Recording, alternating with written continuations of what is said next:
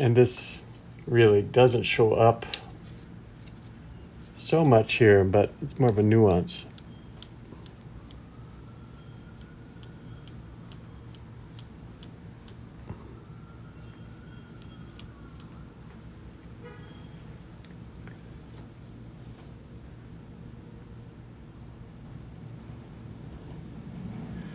Could be persymmetry.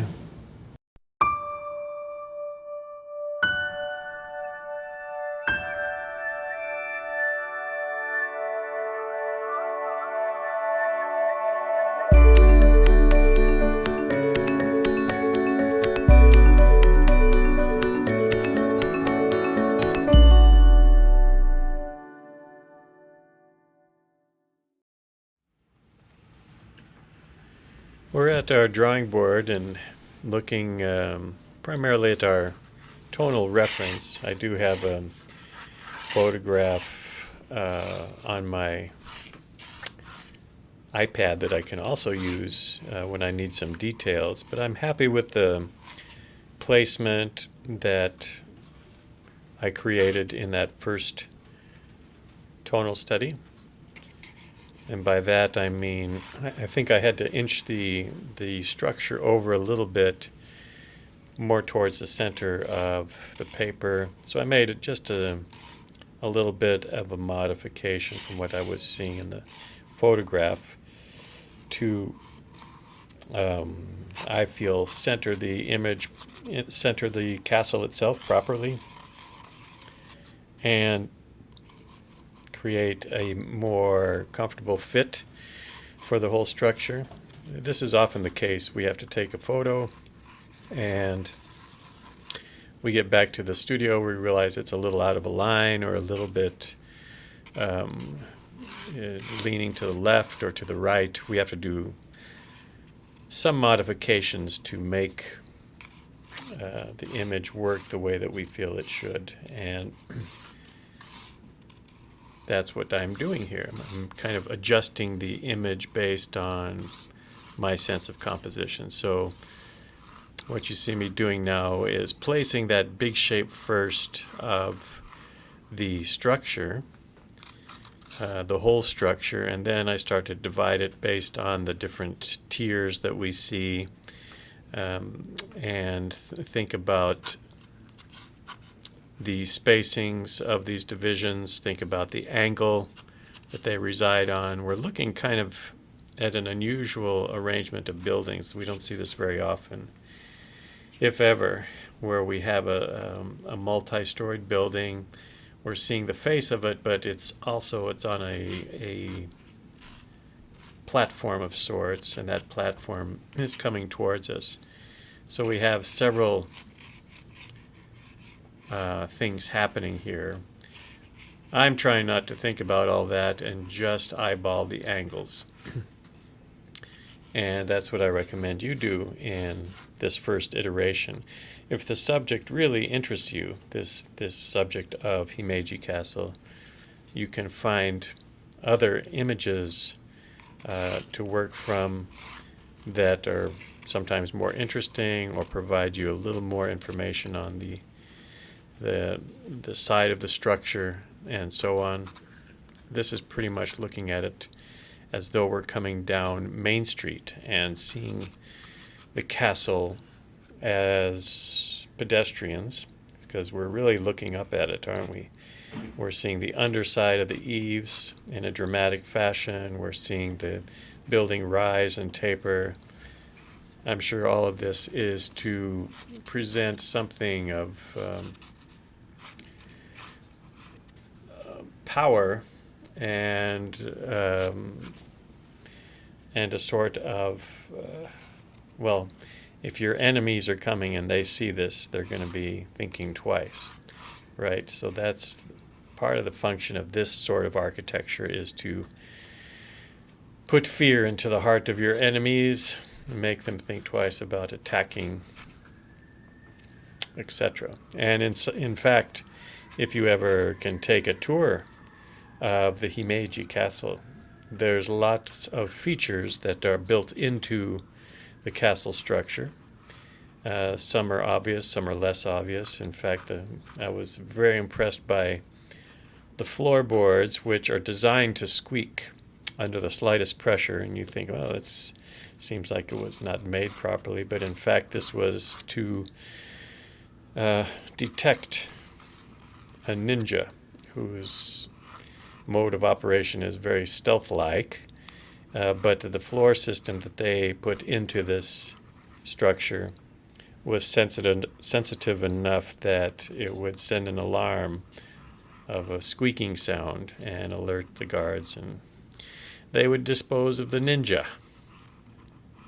In any case, some of the features that we see are for defense. Some that we see are just to inspire, and that's how I'm looking at it, as a sort of an inspiring array of buildings with a beautiful setting, cherry trees in the late autumn in front, a dramatic sky behind, kind of echoing the drama that we feel in the castle. Those were the things that caught my eye and actually remained with me even years from seeing them. I'm still recalling that day, how cold it was, and how inspiring it was to see the Himei-ji castle in the distance. So a lot of you have asked for a subject with some thoughts on perspective. There's not much I can really offer on this one. The perspective that we see is very unusual because we're looking up at it from, it's way above us, and so this sort of view is not typical. The lines of perspective that I'm using are on the descending rooftops. The main line of the rooftop is descending to the right, and an even stronger angle of that same rooftop descending to the left as it defines the side of the house. As these rooftops come down more towards our eye level, they get flatter and flatter. The ones that are high up are very steep. And this is perspective, artistic perspective. In other words, I'm eyeballing it. I'm not using any tools to measure it, but I know what I'm seeing, and that helps because I've worked with buildings before, and so I can kind of bring that knowledge to any sort of structure. And while it's not exact, I'm sure there's many flaws in the way that I'm building these buildings. It's still convincing as a visual expression.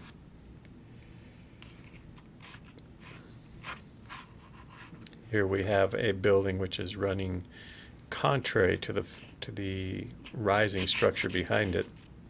This was probably a guardhouse, or a house for servants, or a house for some visitors or something like this. It's off of the main building, set down low, and it looks like it sits on the ramparts, which would mean it's more of a defensive area. The area below that is all of a stone, made of piled stone, but also done in a very artistic way.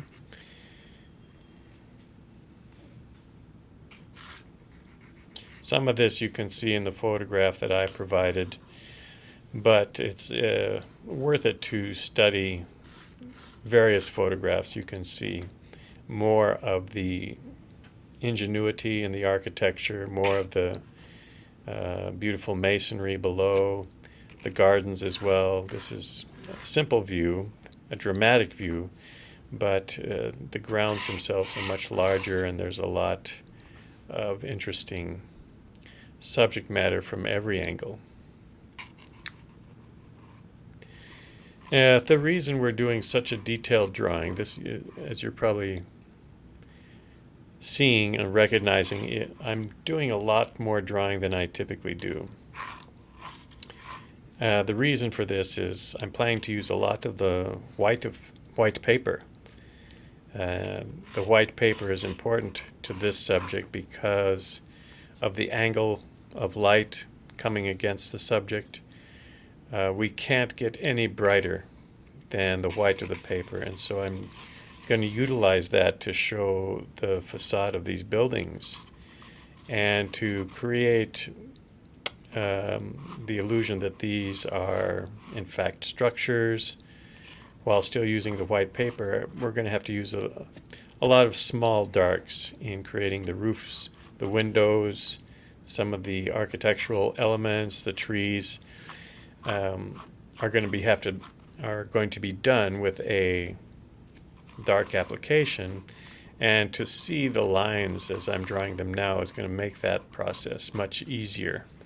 So I'm spending much more time in drawing this than I normally would if I'm painting a landscape or even many urban scenes. It's complex, many different shapes. So in one way, this is in an obvious way, this is a very challenging piece. And the challenge is in getting the drawing right. Once I get the drawing right, the washes kind of take care of everything else, and I can simply follow the marks that I'm making with pencil with a small brush.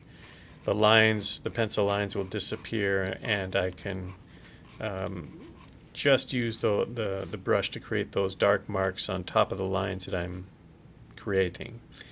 In this way, we preserve the white of the paper, and we isolate the white of the paper with some very strong darks. This combination of strong dark against the white of the paper successfully creates the feeling that this building is receiving a dramatic sunlight. So when I encounter that, this is one technique that I rely on. When I encounter this in the field or in another image, and I know that I'm going to have to use a lot of light, either light washes or the white of the paper, I do a little more drawing than I normally would, just so I can follow that up with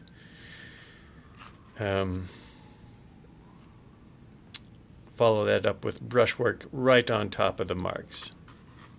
And I can be more precise with the pencil than I can with the brush, so that's helpful. I can spend time to get the marks that I want with the precision that I want, and be confident that when I place the brushwork that it's going to read well.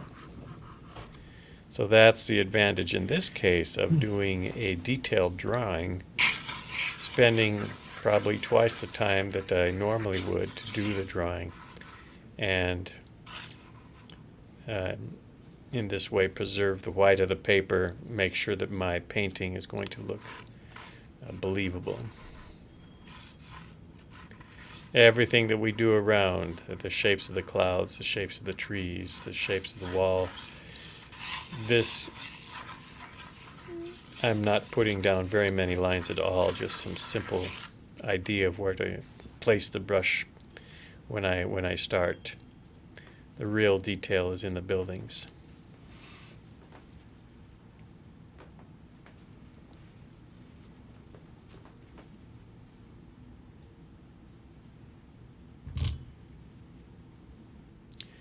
Well, I want to fortify these lines and put a little more detail in before I start.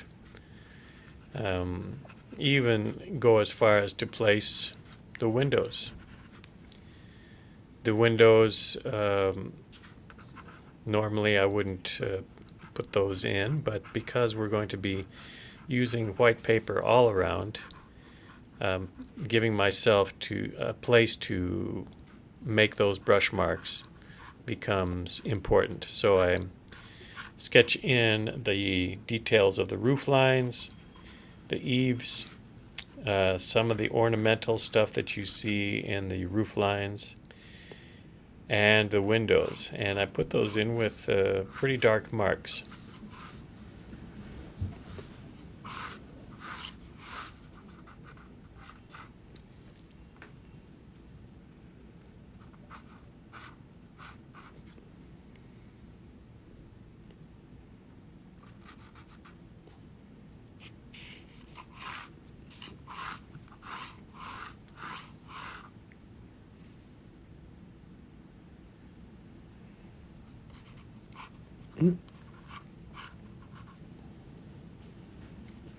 Even though this is basically a protective building, a building that's protecting the shogun, still a lot of beauty is brought into the architecture. It's not really functional except that it gives some sense of, I don't know, power, majesty, whatever you want to call it. It's definitely contained in the scale and the detail and the elegance of the architecture.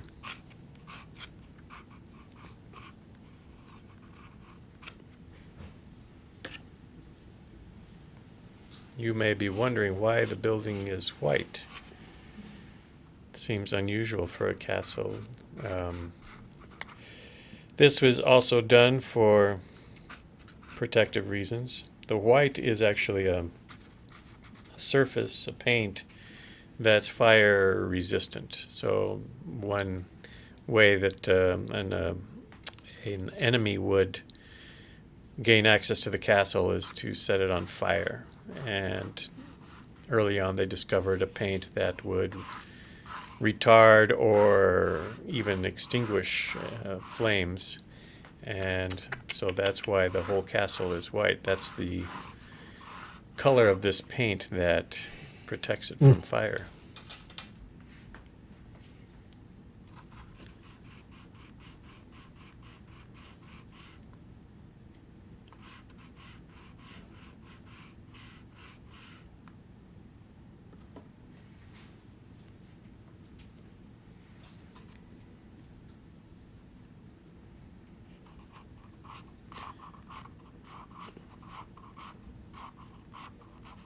We didn't stay long to visit this castle.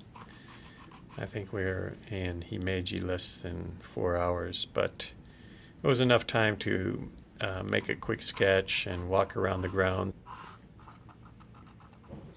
I want to make sure that I have a big enough brush to, I think this will work, mid-size mop. I want to mix a gray out of the cobalt and burnt sienna.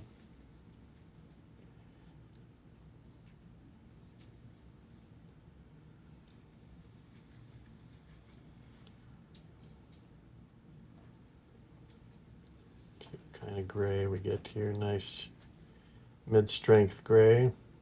We can go warm to cool.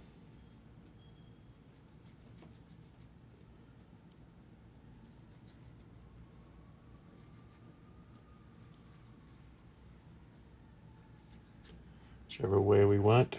Okay. And so I've broken this section into, I've broken it with clouds. So I can manage this section from here to the right and from here to the left, so I don't have to do the whole thing at once. That's important. Let's paint these clouds with just a faint gray so we can see it. A lot of water. Leaving some white, coming close to my whites here.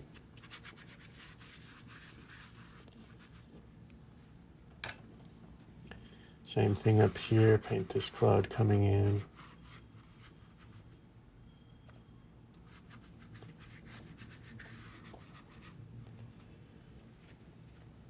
Then we come to this gray mix. Let's put some here and see how it moves. More blue, perhaps.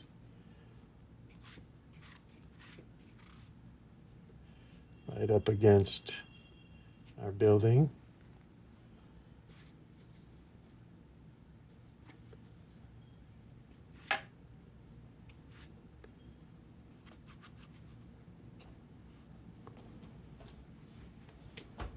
That. Let's switch to a little smaller brush.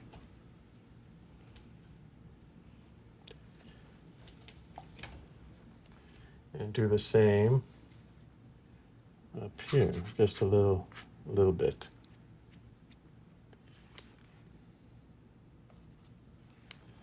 And then let's try some of the pure cobalt blue for our sky color. Smaller brush, much less paint. Keep this wet just a little longer. And make it test. That looks pretty good. Almost pure cobalt blue. Maybe a little bit of some leftovers here. And we bring it, right against our building here. And let it touch the clouds here and there.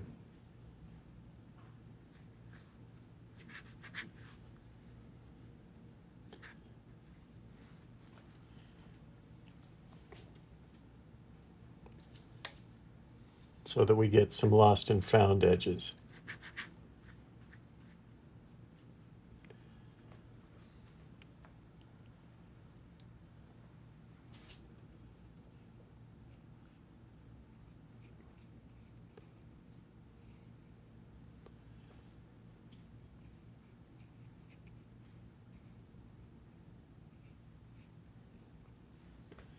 Like that.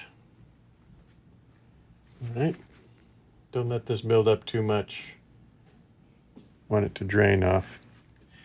So that side of the sky is rendered. Now we do the same thing with, unless we want to make an adjustment here, which I don't think I will. I'm going to just keep it like that.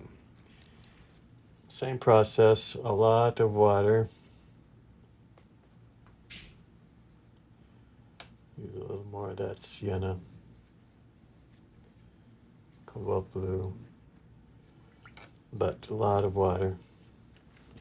And maybe even a little yellow ochre. Let's start to build up this area. Remember, we're painting the clouds, kind of working around the buildings.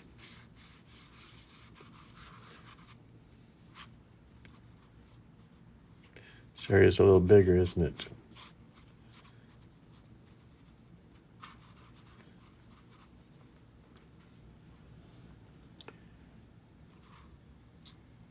Okay. And above.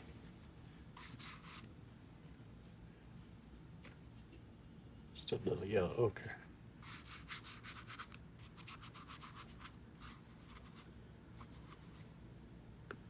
Right. And we can track the blue through there easily enough. But first we want to put on a little gray for the cloud. So I'm mixing up those three to get my gray. Looks so dark, but it's really truly not that dark. Using this gray to kind of come against painting the underside of the cloud.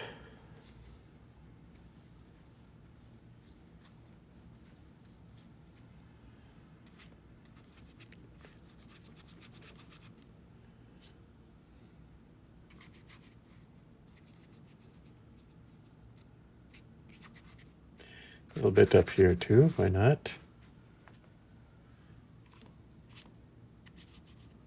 And then let's paint our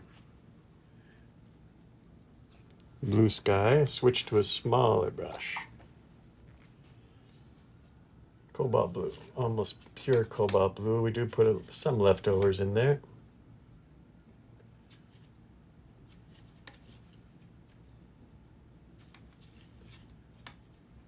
And we start to paint the ins and outs of these clouds. Come against our building.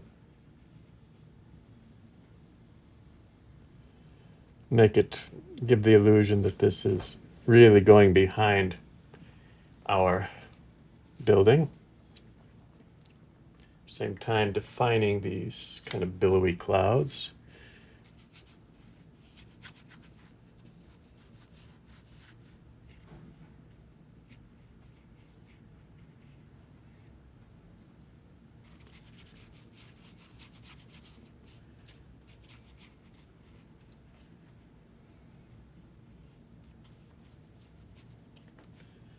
this, lost and found edges. Particularly nice when they bump into the cloud like that. A little more that cobalt up here. Let's round this a little bit.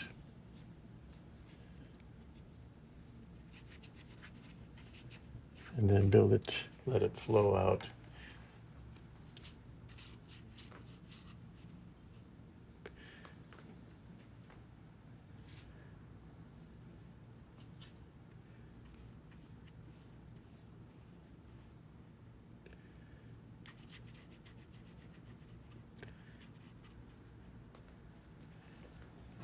What do you think? I think it's good enough. Let's leave that.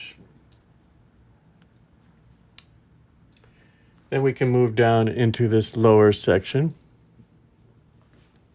Lower section being the foreground area. And I want to sort of come close to this value using a lot of warm hues.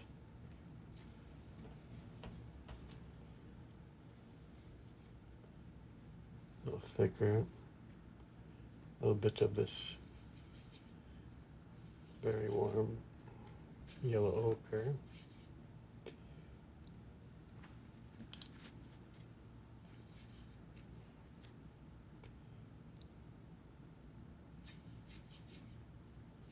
You know, something like that. Let's start off with that color.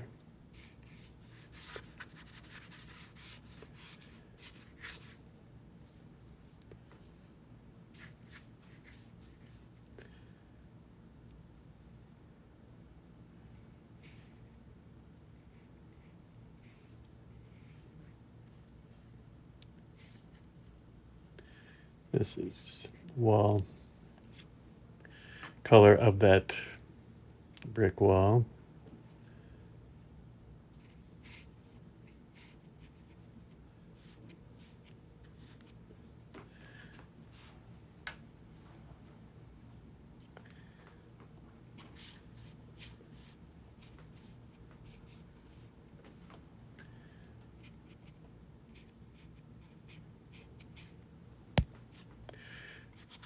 Oops, I lost my building, didn't I?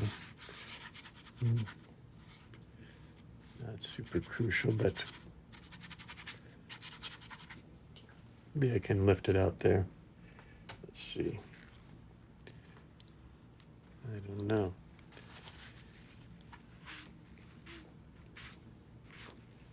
Yeah, we can do that. Okay, let's go. We want to keep this wet, so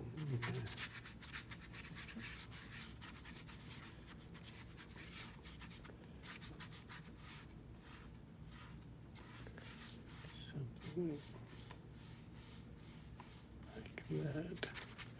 And while it's wet, we use this old brush to kind of smush around some paint. I'm taking some burnt sienna, a little bit of cobalt blue, and I'm going to start to build in some feeling of branches.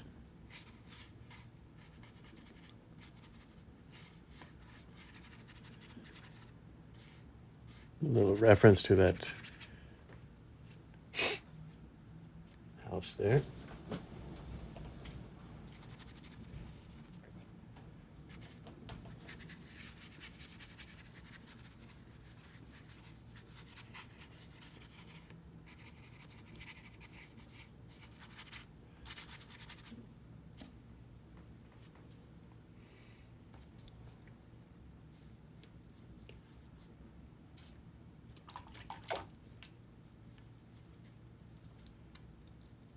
I'm gonna try a little something. That. Okay.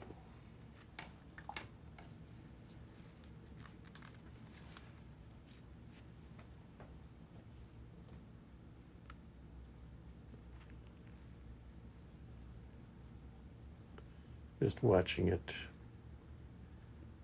come down. I think this might be good enough for our start.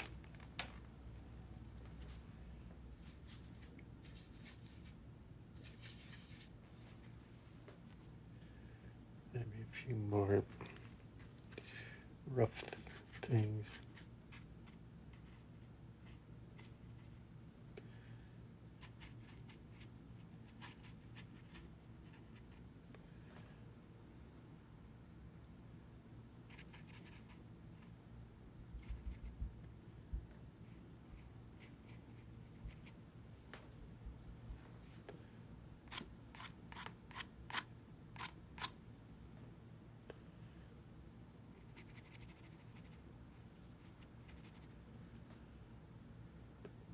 Something like that, just a little texture there.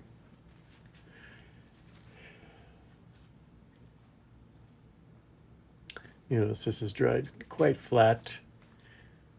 That's okay. We add a little more in dark. And then let's just go up through here. Like that.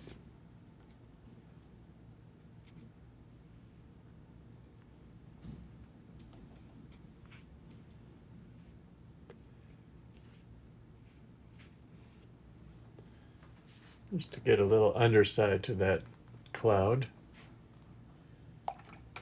Let's try the same over here.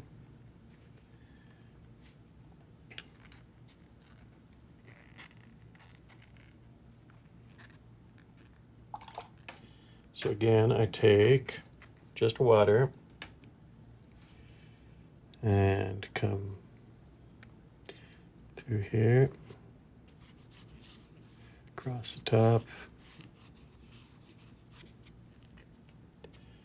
Have a rough idea what I want to do here as well, in terms of stroke.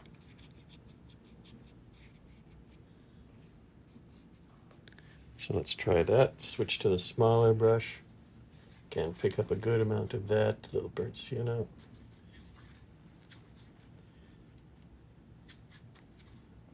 Just a touch of water. And more burnt sienna. Mix them up very thoroughly. Let's go down here.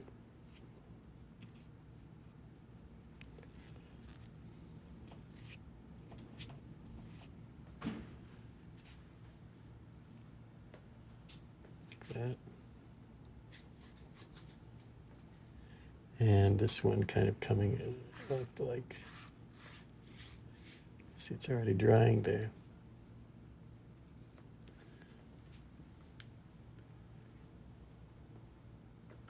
I think that's going to be okay. What do you think?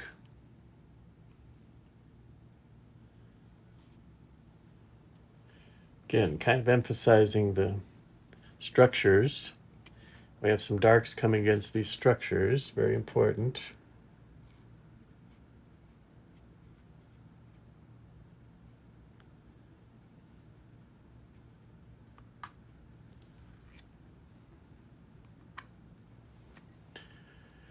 All right, and then now we can begin to paint some of the more definite darks in the rooftops.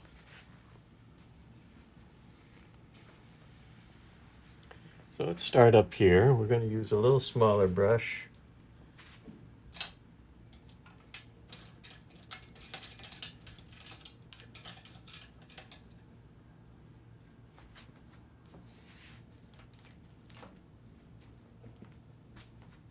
For control. And just like we did on our tonal study, we're going to create a pretty rich dark using a little bit of Payne's gray, a little bit of sepia, depending if we want it warmer or cooler. This gives us a dark that we can't quite reach to with the burnt sienna and the cobalt blue. Let's start here, start to define. Again, I want to think like a calligrapher.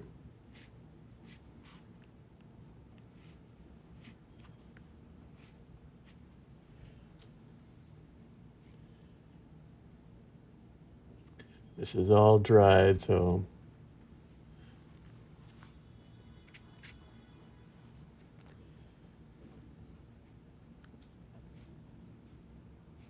we're painting shadows.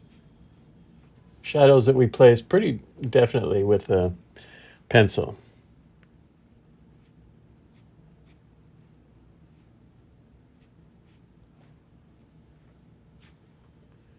Right? Put a little shadow up here as well. We won't paint that roof just yet. We'll paint shadows for the moment.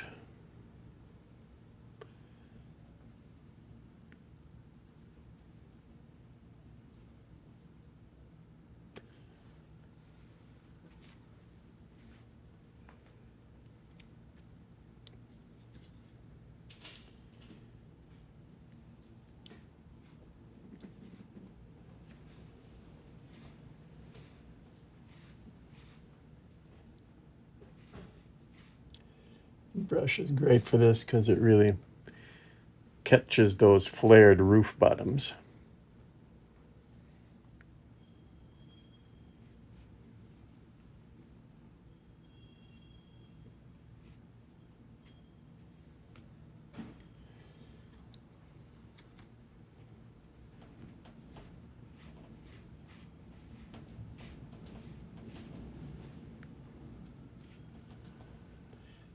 And this brush can give me a very fine line or very heavy line, depending what I need it for. It's a nice contrast to all this wet work to see some real definitive marks there.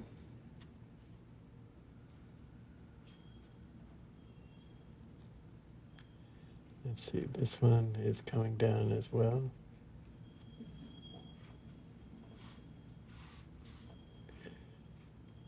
To here.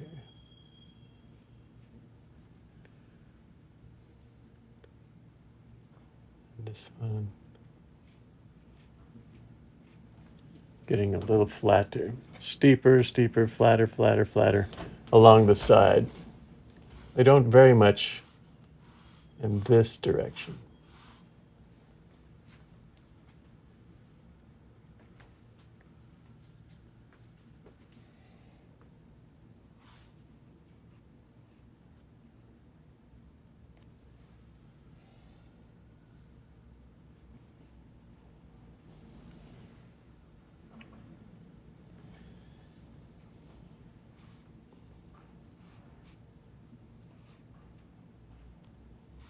As much as I can, I try to get that sweeping motion.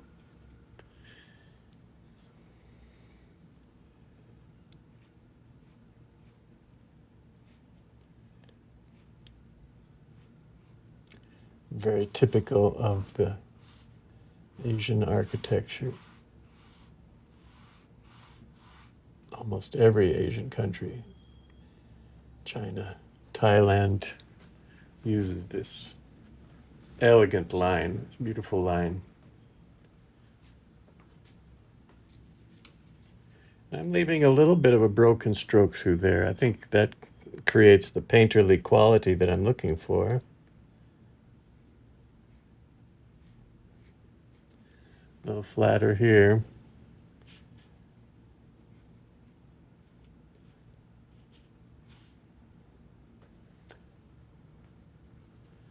This is only going to here, I think. And then again from here.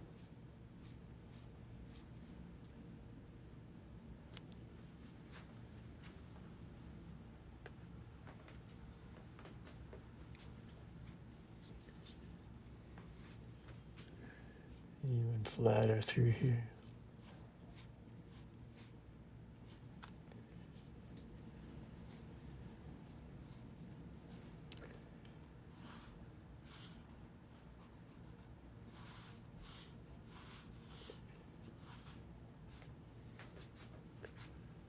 Trying to get some variation in the height as well. I think any sort of variation is good for our painting. So a little bit of variation here as well.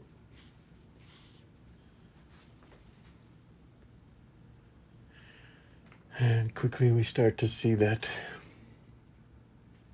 I better have a look at the reference photo.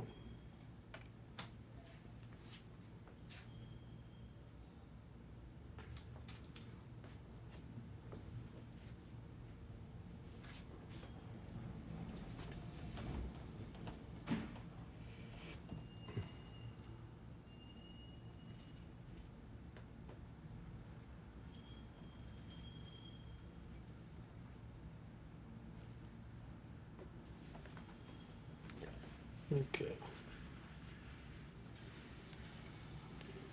So a little more complexity in this part of the roof. A little yellow ochre with this.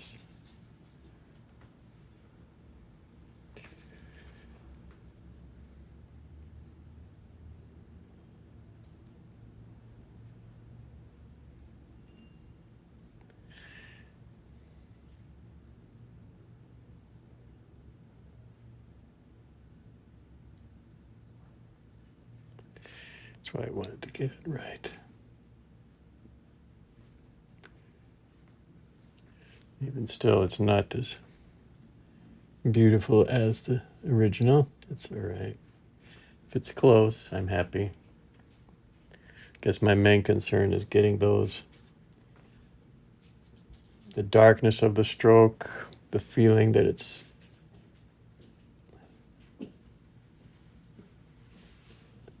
casting a heavy shadow.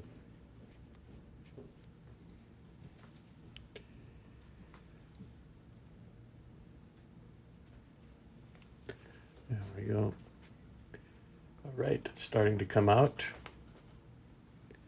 Let's continue this work for a while because we got a lot of rooftops. Might as well, and we've got the color mixed up. Why not use it right now? But I'm painting shadows, of course. The shadows of the rooftops.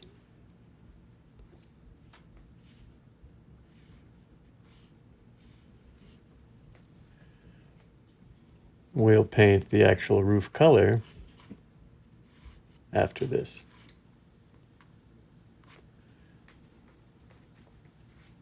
I love all these juxtaposed angles.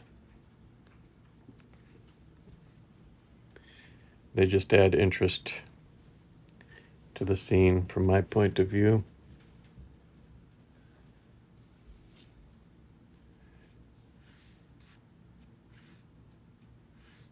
Oops. Oh well. I won't tell if you don't tell. Oh, no, I have to tell. That's not gonna bother the scene really.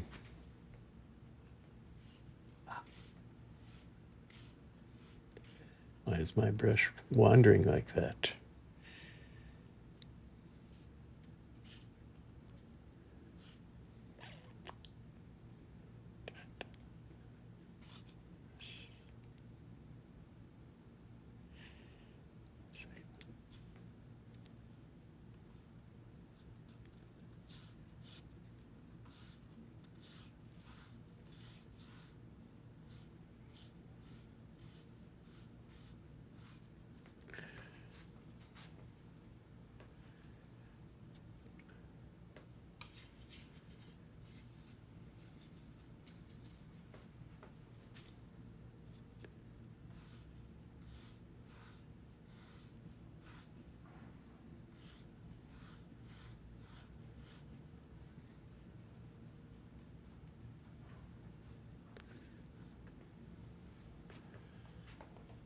Just following the lines that I placed earlier, that's all I'm doing.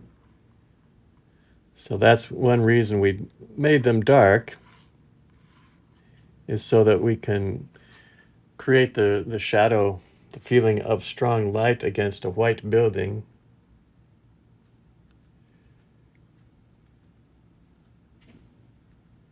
Just paint right over that.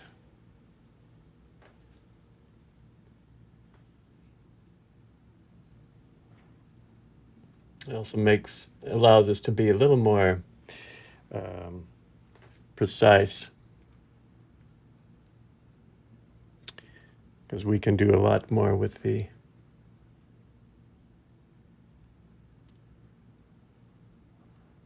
pencil that way. Okay. Some little things.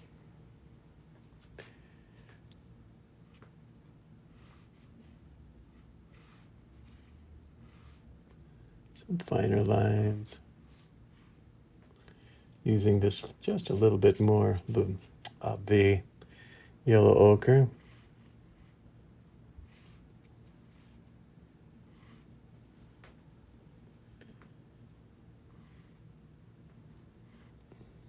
Dry brush on rough paper.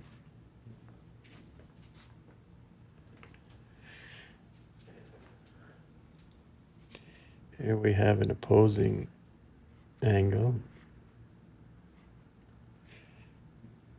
So we don't have wide lines for this, but we have some lines. Again, if you do it calligraphically, it looks so much better.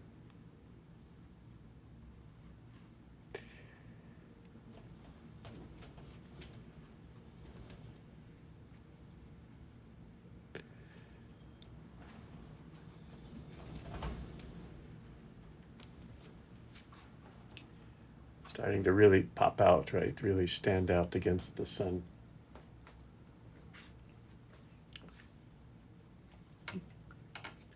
Which gives us more confidence. A little lighter towards this back one. It's important, but it's not as important as our main building.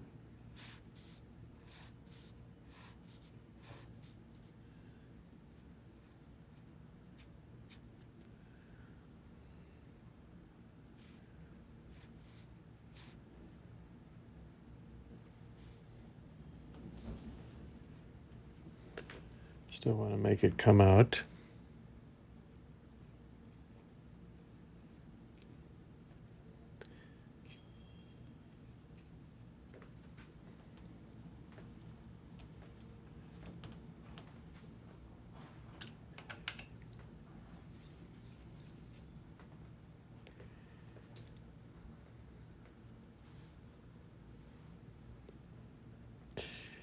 Here we have a very small roof back here.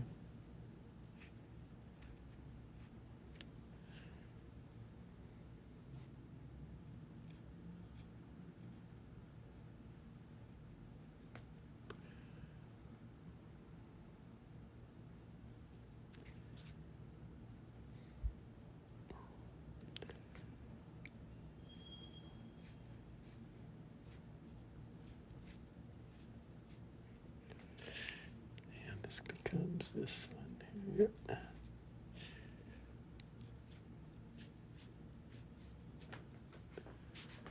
Complex, isn't it? Especially to our eyes, if we're not used to looking at this sort of architecture, it can be quite tricky.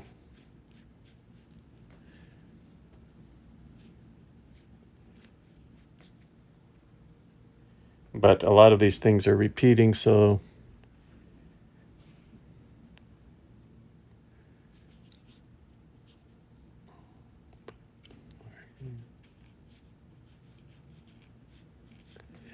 and then we have some nice dark bushes. First we'll get these lower buildings, just some light lines. Again, we're painting shadows underneath. So dry brush works so well for that.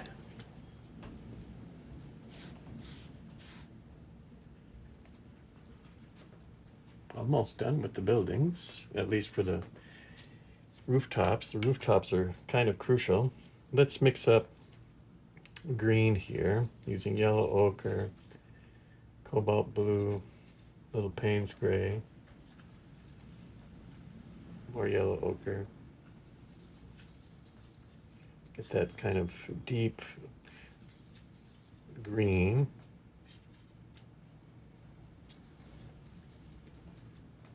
And we'll paint this sort of with a dry brush.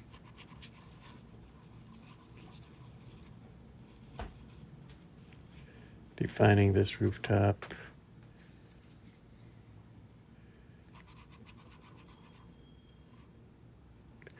It's an evergreen, but it's really getting a strong sunlight, so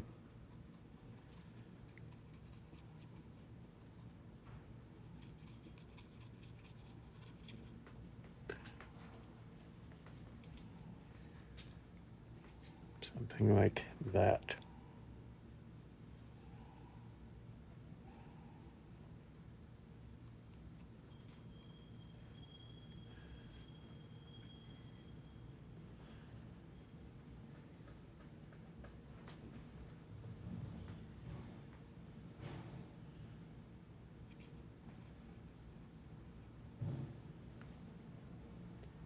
Right.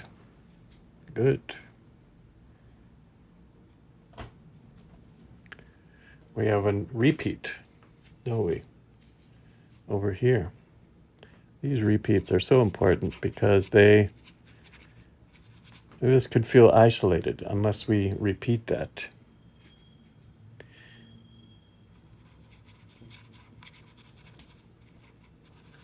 Starts to make that foreground come forward even more.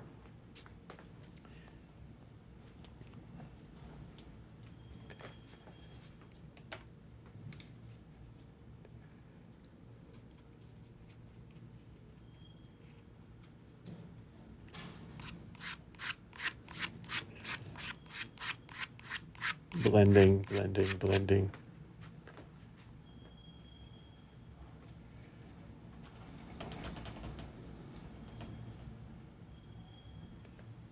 We don't really have more of this on the other side. And we can use some.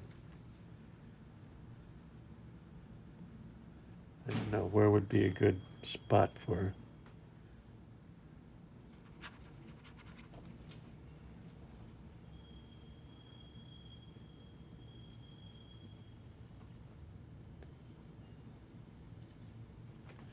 No one's gonna know, except us.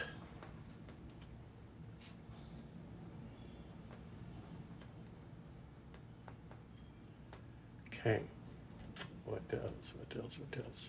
Now we finish off I think the rooftops.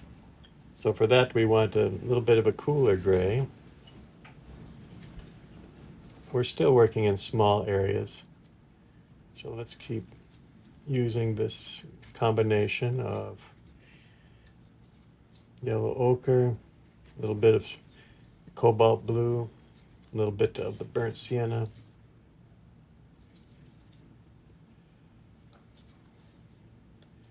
It's a little too much of the yellow ochre. Tonally, we want it to read close to the cloud color. Perhaps a little darker. This is about right, I feel. Let's see. Let's test it out. Put some pieces through here.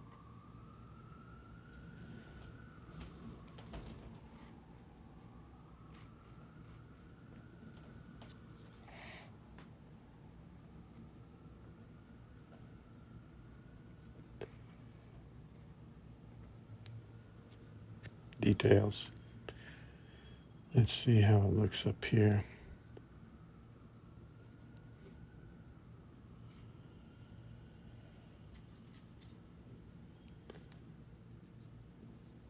I think that's going to be all right, even though it's a little darker.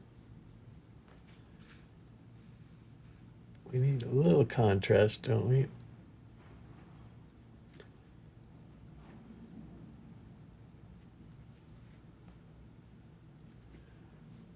Mm-hmm. I think that works pretty well, to tell you the truth.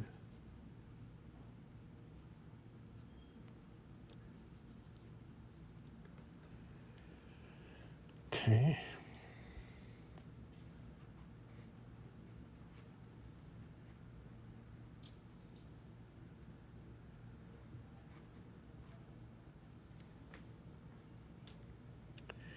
Where else do we use that? A little bit through here.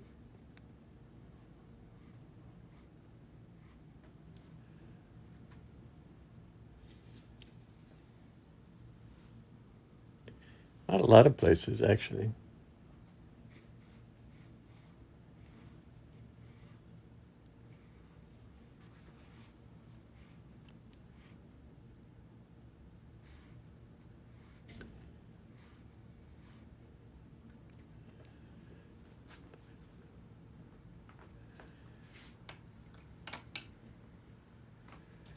Use that.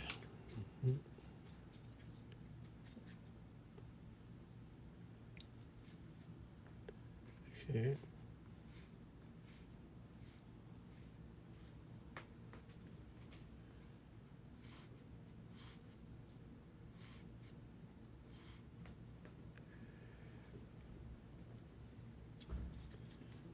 A little bit through here. I don't see much more to do other than, adding more windows. These are some kind of barracks for all the ninja or samurai.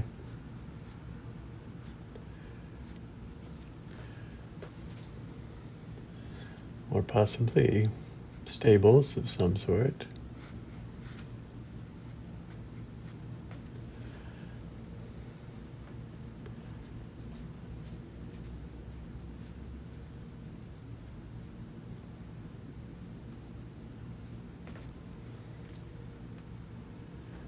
Tighten up some loose ends here.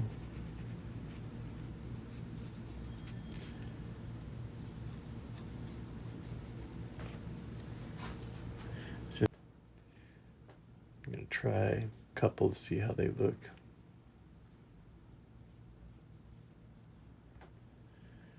Kind of pushes the scene back a little bit. So I'm using burnt sienna, some dry brush here.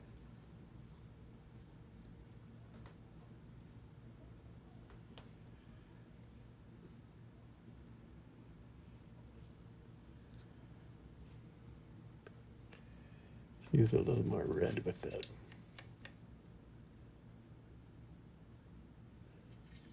Something like that. Or clay color.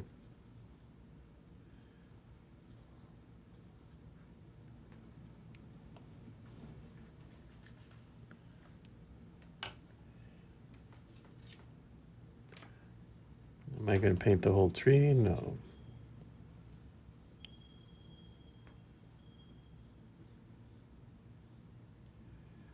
Just a little.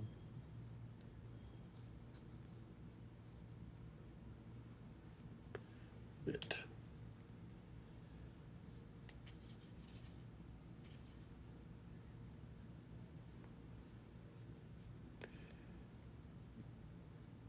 Especially on this right side.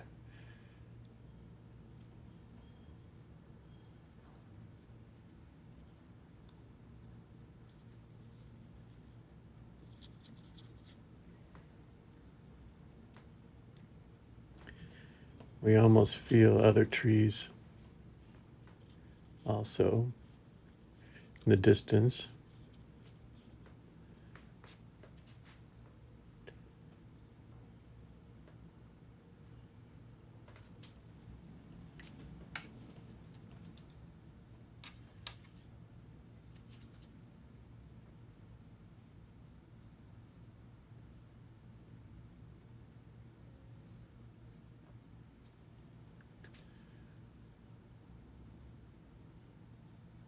Calligraphic.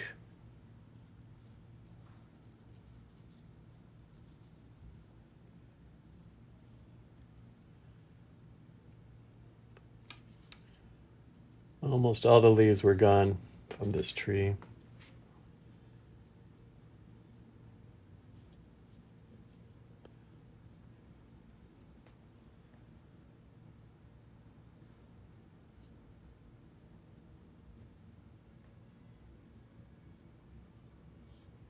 So much here, but it's more of a nuance.